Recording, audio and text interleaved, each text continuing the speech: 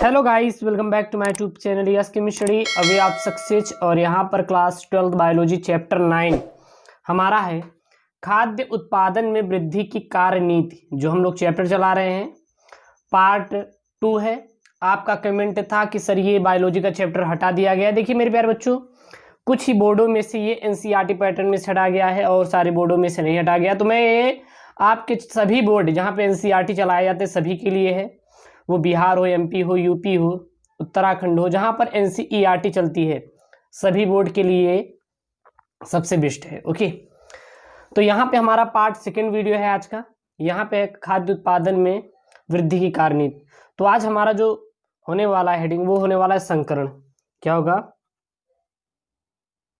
संकरण।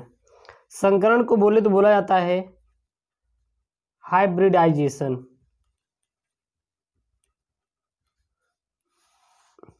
संकरण को हाइब्रिडाइजेशन कहा जाता है। आखिरकार मेरे प्यारे बच्चों, ये हाइब्रिडाइजेशन संकरण हमारा होता क्या है? जब भिन्न भिन्न अनुवांशिक संगठन युक्त दो या दो से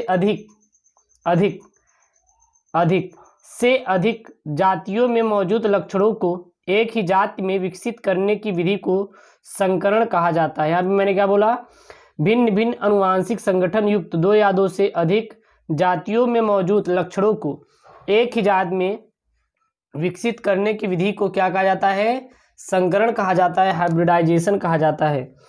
इस विधि में अनुवांशिक संगठन में दो या दो से अधिक भिन्न भिन्न पादप जाति में संकरण करा जाता है तथा इस प्रकार प्राप्त हुई नई जात संकरण कहलाती है, या संकर कहलाती है। संकर नहीं, संकर, हाइब्रिड। चलिए होता क्या देख लेते हैं। तो यहाँ पर लिखेंगे भिन्न भिन्न आनुवंशिक संगठन युक्त दो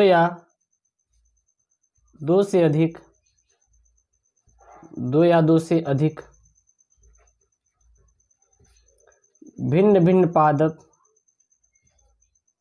भिन्न या जब अनुवांशिक संगठन युक्त दो या दो से अधिक, दूसरा ले लेते हैं, दो या दो से अधिक जातियों में मौजूद लक्षणों को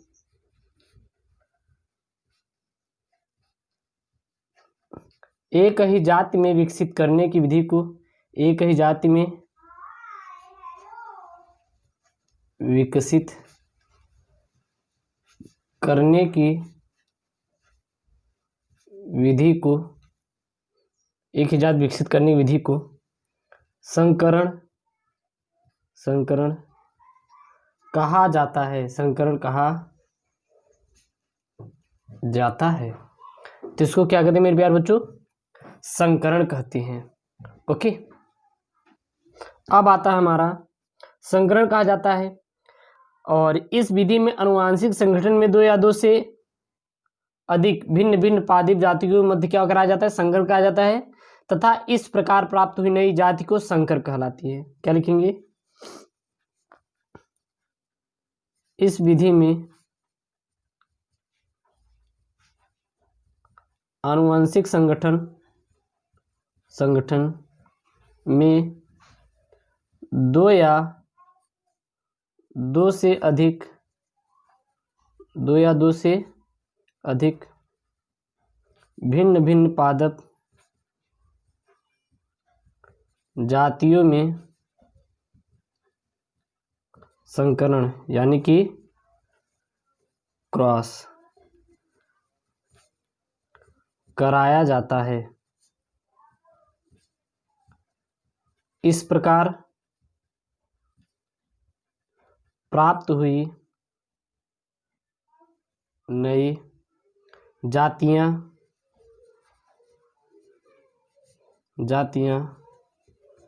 संकरण कहलाती हैं।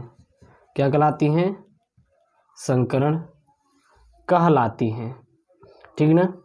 संकरण की प्रक्रिया अब हम आती है इसमें संकरण की क्या क्या प्रक्रिया होती हैं, तो हेडिंग डालेंगे संकरण की प्रक्रिया। संकरण की प्रक्रिया। तो संकरण की प्रक्रिया के निम्नलिखित चरण हैं। पहला आपका होता है जनकों का चयन। पहला क्या होता है? जनकों का चयन करना। फिर उसके बाद जनक पौधों में स्वपरागण करवाना। दूसरा क्या होता है? जनक पौधों में स्वपरागण करवाना। जनक पौधों में स्वपरागण करवाना। ठीक है। अगला क्या होता है मेरे प्यारे बच्चों? विपुंसन। विपुंसन। अब जनक पादपों का चयन मतलब क्या होता है कि संकरण में प्रथम चरण में एक फसल से वांछित गुणों युक्त पौधों का चयन किया जाता है। फिर उनके बीच क्या होता है कृत्रिम परागण कराया जाता है। अब विपुंसन क्या होता है? तत्पश्चात जब आपका स्वपरागण हो जाए उसके पश्चात कृत्रिम रूप से उभयलिंगी पुष्पों में पराग कोषों के परिपक्व होने से पूर्व कलिकाओं को खोलकर उनके पुंकेसर चिमटी की सहायता से पृथक कर लिए जाते हैं और इस क्रिया को क्या कहते हैं? विपुंसन करते हैं। फिर क्या हो जाएगा? थैली बांधना। अब थैली बांधेंगे, फिर क्या कराएंगे? क्रॉस करवाना।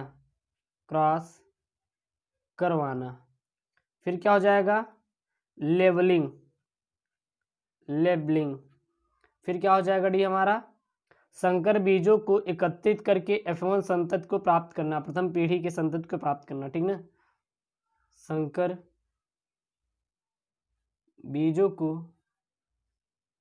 एकत्रित करके F1 संतति प्राप्त करना। ठीक है ना? तो इतना मेरे प्यारे बच्चों नोट कर लीजिए जो आपके लिए क्या है इम्पॉर्टेंट है। अब हमारा जो आता है इसके आगे, अब हमारा चौथा आता है प्रेरित उत्परिवर्तन। तो प्रेरित उत्परिवर्तन क्या है? अगर उत्परिवर्तन म्यूटेशन शब्द का प्रयोग देखें तो सर्वप्रथम ह्यूगो डिवरीज ने किया था और डिवरीज के अनुसार उत्परिवर्तन ही विकास का वास्तविक कारण है। अगर देखें जो विकास हो रहा है जीवों में वो किसके कारण हो रहा है? उत्परिवर्तन के कारण ही हो रहा है। और डिवरीज ने बताया था कि जीवों के आनुवांशिक पदार्थों में होने वाले अकस्मात वंशागति परिवर्तन ही उत्परिवर्तन कहलाता है। क्या लिखेंगे हम लोग? उत्परिवर्तन शब्द का प्रयोग सर्वप्रथम ह्यूगो डिवरीज ने किया था। डिवरीज के अनुसार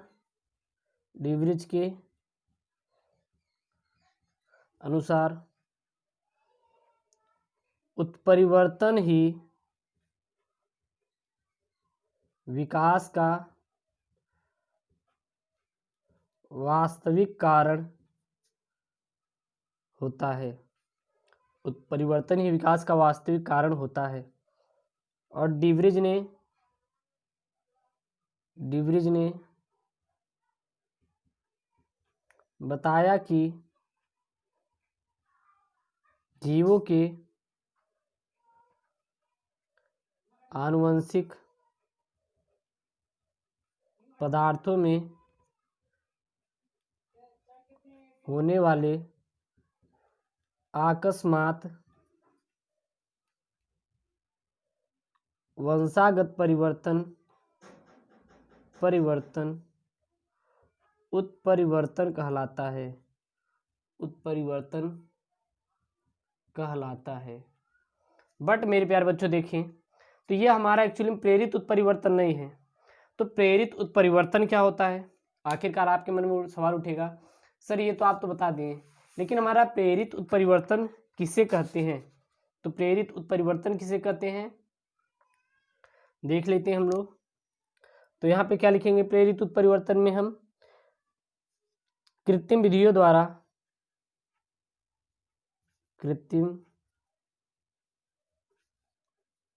द्वारा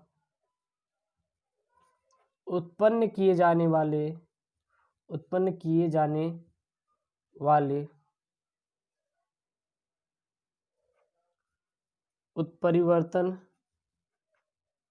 प्रेरित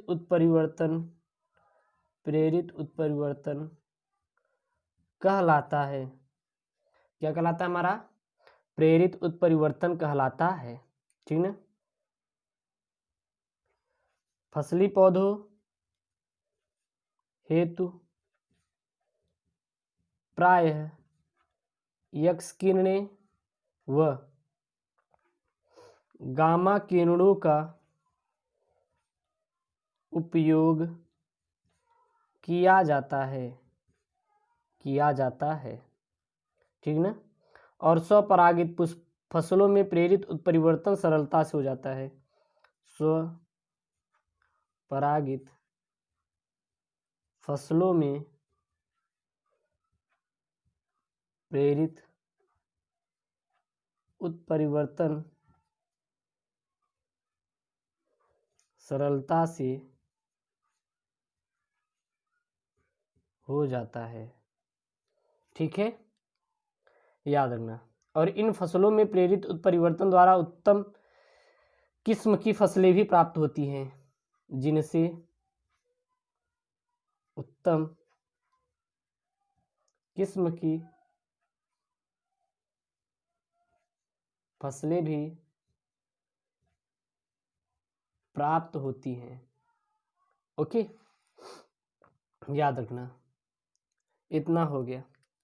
अब हमारा आता है प्रेरित बहुगुणिता। क्या आती है, प्रेरित बहुगुणिता। प्रेरित बहुगुणिता, ये प्रेरित बहुगुणिता हमारी क्या होती है, तो किसी जीव की कोशिका में गुणसूत्रों के दो या दो से अधिक सेट का पाए जाने वाला जो पाया जाता है उसे हम लोग बहुगुणिता कहते हैं। और पादपों में कृत्रिम रूप से बहुगुणिता कराना प्रेरित बहुगुणिता कहलाता है। क्या लिखेंगे यहाँ पे लिखेंगे किसी जीव की कोशिका में गुणसूत्रों के दो या दो से अधिक सेट का पाया जाना बहुगुणिता कहलाता है, बहुगुणिता कहलाता है, ठीक ना। और पादपों में कृत्रिम रूप से बहुगुणिता कराना प्रेरित बहुगुणिता कहलाता है। और पादपों में कृत्रिम रूप से बहुगुणिता कराना, पादपों में प्रेरित रूप से बहुगुणिता कराना प्रेरित बहुगुणिता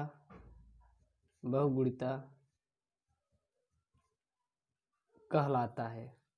ओके, इतना मेरे प्यारे बच्चों याद रखिएगा। और प्रेरित बहुगुणिता द्वारा भी कई फसलों की किस्मों को बेहतर बनाया जाता है। यानी कुल मिला के इसमें देखें तो इसमें फसलों की किस्मों को बेहतर से बेहतर बनाना किया जाता है। अब आता है हमारा बहुगुणिता प्रजनन। क्या आती है, बहुगुणिता प्रजनन। चलिए देखते हैं हमारी बहुगुणिता प्रजनन हमारी होती क्या है। हेडिंग क्या डालेंगे, बहुगुणिता प्रजनन। ये बहुगुणिता प्रजनन क्या होती है, जीवों में दो या दो से अधिक गुणसूत्र सेटों का पाया जाता है, बहुगुणिता कहलाता है। वह ऐसे बहुगुणित कहलाते हैं, वह ऐसे क्या हो जाते हैं, बहुगुणित कहलाते हैं। और पौधों की किसी भी जाति में स्वतः ही बहुगुणिता का उत्पन्न होना स्वबहुगुणिता कहलाती है। वह ऐसे पौधे को बहुगुणित पौधे कहते हैं। ओके, याद रखना। फिर से हम लोग इसी की रिवाइज करेंगे। क्या करेंगे? जीवों में दो या दो से अधिक गुणसूत्र सेटों का पाया जाना बहुगुणिता कहलाता है। क्या कहलाता है? बहुगुणिता कहलाता है। वह ऐसे जीव बहुगुणित कहलाते हैं। और ऐसे जीव क्या कहलाते हैं? बहुगुणित कहलाते हैं। ठीक है ना, याद रखना। और पौधे की किसी जाति में स्वतः ही बहुगुणिता का उत्पन्न होना स्व बहुगुणिता कहलाता है। स्वबहुगुणिता कहलाता है। वह ऐसे पौधे स्व बहुगुणित पौधे कहलाते हैं। ठीक ना, याद रखना। अब बहुगुणिता निम्नलिखित प्रकार से उत्पन्न हो सकती है। कौन कौन से ऐसे होते हैं जो प्रकार से उत्पन्न हो सकती है? चलिए देखते हैं। पहला जो होता है, अनेक नर युग्मकों द्वारा एक अंडे के निषेचन से। अनेक नर युग्मकों द्वारा एक अंडे के निषेचन से। दूसरा क्या हो जाएगा? कायिक कोशिकाओं के समसूत्री विभाजन में रुकावट आने से। कायिक कोशिकाओं के समसूत्री विभाजन में रुकावट होने से। ये सब हमारी क्या है? ये बहुगुणिता के उत्पन्न होने के कारण, किस प्रकार से बहुगुणिता उत्पन्न होती है। तीसरा क्या हो जाता है हमारा? युग्मकों के अर्धसूत्री विभाजन में रुकावट से। युग्मकों के अर्धसूत्री विभाजन में रुकावट होने से। चौथा हमारा क्या है? कुलचिसीन जैसे रसायन के उद्दीपन द्वारा। कुलचिसीन जैसे रसायन के द्वारा उद्दीपन से। ठीक है, तो ये हमारा क्या है? उनके मुख्य कारण। ठीक है मेरे प्यारे बच्चों, इतना आप लोग याद रखिएगा। अब हमारे मेरे प्यारे बच्चों आता है वर्तमान गेहूं का उद्भव विकास। यानी कि वर्तमान गेहूं का उद्भव विकास कैसे होता है उसको हम लोग देख लेते हैं, जो कि आपके लिए इम्पोर्टेंट है। तो वर्तमान गेहूं का उद्भव विकास अगर देखें, या वर्तमान गेहूं का उद्भव, तो लगभग अगर देखें 10,000 से 15,000 ईसा पूर्व गेहूं का आइकन गेहूं नामक जंगली जात की गेहूं की जात थी। इसका वनस्पति नाम ट्रिटिकम बायटिकम था। इस जात के समानांतर घरेलू जात जैसे कि ट्रिटिकम मोनोकोकम कहलाती है। और ये दोनों द्विगुणित जातियां हैं तथा इनसे 14 गुणसूत्र पाए जाते हैं। इनमें कितने गुणसूत्र पाए जाते हैं? 14 गुणसूत्र पाए जाते हैं। तत्पश्चात संभावना पाई गई कि ट्रीट्रिकम मोनोकोकम का निषेचन एजीलोप्स व स्पेलडोयडिस, ठीक है ना, नामक घास से हुआ होगा। वह इस संकरण से बद्ध संतति उत्पन्न होती है। इस जात के कालांतर में बहुगुणन द्वारा चतुर्थ गुणित गेहूं उत्पन्न हुआ। इनमें 28 गुणसूत्र थे। इस जाति को ट्रिटिकम टर्जिडम कहा गया था। वह इसकी समांतर जात ट्रिटिकम ड्यूरम कहलाती है। इसका संकरण एजिलोप्स एस्क्वायरोसा नामक जंगली घास से होता है, जिसमें 14 द्विगुणित गुणसूत्र पाए जाते हैं। इस संकरण में त्रिगुणित बद्ध संततियां उत्पन्न होती है, जिनसे विकास के दौरान बहुगुणितता उत्पन्न हो गई। अतः ये पुनः द्विगुणित गुणसूत्र यानी कि द्विगुणित 42 युक्त हो गई। गेहूं की यह किस्म वर्तमान में प्रयुक्त किए जाने वाले ट्रिटिकियम एस्टाइवम नामक खटगुणित है। तो इतना आप लोग याद रखिए मेरे प्यारे बच्चों, जो कि आपके लिए इंपॉर्टेंट है। चलिए और आगे देख लेते हैं। अब यहाँ पे है पादप प्रजनन का महत्व। आखिरकार पादप प्रजनन का महत्व क्यों है? तो पादप प्रजनन का बहुत सारे महत्व हैं। पहला जो है उत्पादन में वृद्धि के लिए, पहला मेरे प्यारे बच्चों है उत्पादन में वृद्धि के लिए, दूसरा गुणवत्ता में सुधार के लिए, और तीसरा है वो है रोग व पीड़क प्रतिरोधकता के लिए। तो उत्पादन में वृद्धि के लिए देखिए तो पादप प्रजनन द्वारा फसली पौधों की पैदावार व गुणवत्ता को बढ़ाना संभव हुआ। हरित क्रांति नामक प्रयास से भारत में गेहूं की नई उन्नत फसलें विकसित की गई।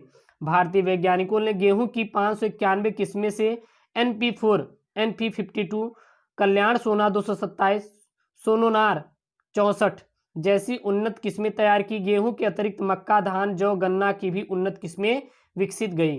गुणवत्ता की सुधार, तो पादप प्रजनन से हम स्वेच्छा से पौधे के श्रेष्ठ गुणों का विकास करके पौधों की गुणवत्ता सुधार कर सकते हैं।